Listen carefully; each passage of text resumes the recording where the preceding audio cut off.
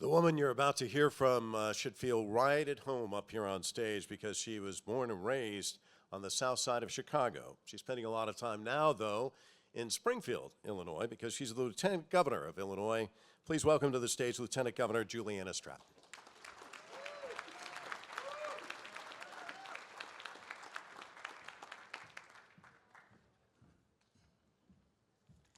Good evening, everyone.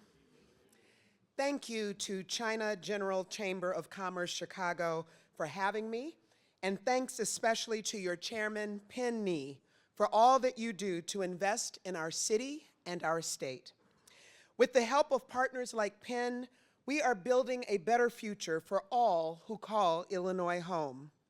Penn has made it a priority to create jobs and invest in our state as he's grown his business.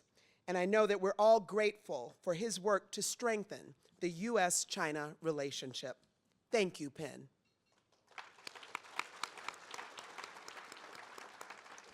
I'm Juliana Stratton, and I'm honored to serve as Lieutenant Governor of the great state of Illinois.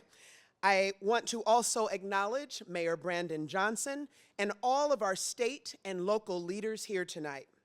To all of our distinguished guests here today, Ambassador Xie, Senator Cortez Masto, Congressman Khanna, and all of our out-of-state visitors, welcome to Illinois. Let me start. Yes, okay, somebody loves Illinois. Let me start by saying I am so proud of all that we have accomplished here in Illinois to make it such a great place to do business.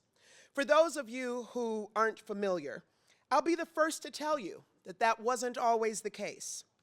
Governor Pritzker and I first took office following 2 long years where our state went without a budget, the most basic function that any government needs to accomplish year after year. Bills piled up and our credit plummeted. That's not exactly a welcoming environment for global companies, or any company for that matter, to step into. So we've made it a top priority to get our finances back on track since day one. And the past 7 years haven't been without challenges, from a global pandemic to rising inflation, supply chain disruptions, and unprecedented uncertainty at the federal level and with our trading partners.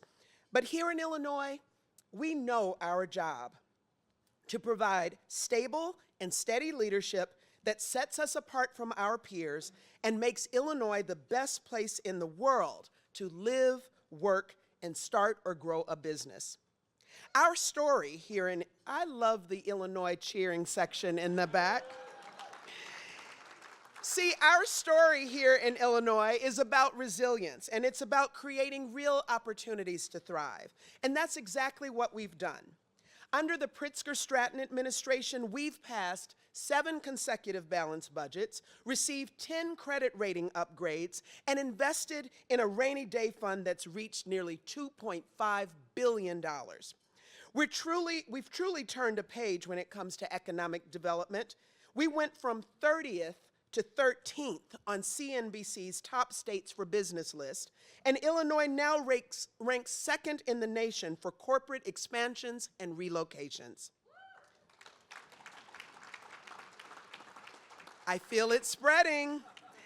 These are essential signals to investors and companies looking for a home that Illinois is a reliable place to build their business. It's a strong foundation that encourages investment across our state and across sectors. That kind of stability matters to people, now more than ever. But we didn't get here overnight, and it certainly wasn't an accident.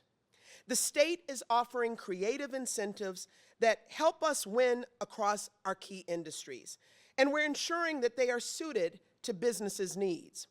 We've created tax credits that have led to hundreds of millions of dollars in investments from companies that are creating and retaining jobs in communities across Illinois. We've created a historic $500 million site readiness program, the largest investment of its kind ever in Illinois. And through that program, we're turning underused state assets into shovel-ready sites for businesses and investing in infrastructure that companies need. It's a unique chance to attract new private investment while also revitalizing communities that have been left behind for far too long.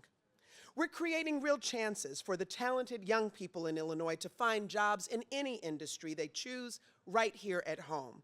And these aren't just opportunities for students coming out of our universities, but also community colleges, trade schools, apprenticeships, and workforce training centers all across the state. We're ensuring that Illinoisans of any background, from any zip code, have all that they need to succeed, no matter what path they choose. And we're staying on the cutting edge of growing sectors to create these jobs, making strategic investments in 21st century industries, from quantum and advanced manufacturing to ag tech and clean energy. People have doubted our state in the past, but we're telling our own story now, and it's one of success, of growth, and a new chapter for Illinois. That's how we will grow and maintain relationships with our Chinese business partners and stakeholders across the world, who are vital employers, trade partners, and investors across Illinois. We have the talent, the ecosystem, and the tenacity to keep leading, and we're grateful to everyone in this room who sees that too. The bottom line is this: Illinois is back and open for business, and we will be for years to come. Thank you, and happy birthday, Penn.